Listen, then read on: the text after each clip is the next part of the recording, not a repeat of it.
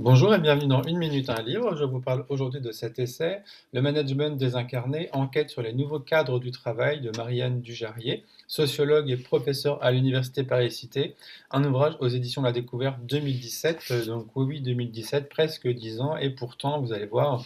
Alors je poursuis ici ma série sur le management, ou plutôt les managements, et donc aujourd'hui le management désincarné, autrement dit un management des dispositifs, des indicateurs à distance du travail réel. Alors, parler de management désincarné, c'est observer à partir ici de 10 ans de recherche, de nombreux entretiens, et bien des activités encadrées par des dispositifs qui organisent, prescrivent et orientent le travail. Des dispositifs notamment donc de finalité, hein, on va retrouver la culture du chiffre, de la performance, des dispositifs donc de procédés également, et donc des dispositifs d'enrôlement, notamment via l'autorité hiérarchique. Alors, un management souvent désynchronisé du travail, standardisé, piloté à distance, et qui repose sur une conception normative de ce que le travail devrait être.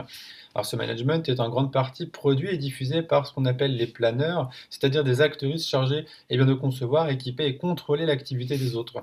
Des professionnels qui, parfois lucides sur les limites du système, participent pourtant à son maintien. Alors ce fonctionnement peut en plus contribuer à installer une culture concurrentielle, y compris face à la souffrance, à la peur ou à l'ennui, auquel on ajoute l'auto-accélération et la prise de risque, pour citer Christophe Desjours, donc des rapports sociaux sans relation, et une pression aussi par les chiffres, la comparaison, l'évaluation permanente. Donc une mesure de la performance par des dispositifs plutôt que par le travail lui-même. Alors pour justifier cette organisation, les dispositifs et celles qui les mobilisent, qui les portent, utilisent souvent l'argument récurrent, ce n'est pas l'outil qui pose problème, c'est plutôt les personnes qui ne savent pas l'utiliser. Et donc les critiques, en tout cas, sont anticipées, intégrées, neutralisées avec cette fameuse phrase, de toute façon, on n'a pas le choix. C'est aussi cela la conduite du changement, un investissement temporel et subjectif important, notamment pour les planeurs, du stress, de l'anticipation permanente et surtout une implication qui participe aussi à légitimer pour les planeurs certains écarts de rémunération. Alors au fond, en plus, l'objectif reste inchangé, accroître la performance quantitative en pilotant donc l'activité à distance à l'aide de dispositifs censés organiser le travail des autres. C'est aussi cela que l'on retrouve dans certaines formes de ce qu'on appelle le lean management, optimiser, rationaliser, réduire des coûts, au prix d'un éloignement croissant du travail réel.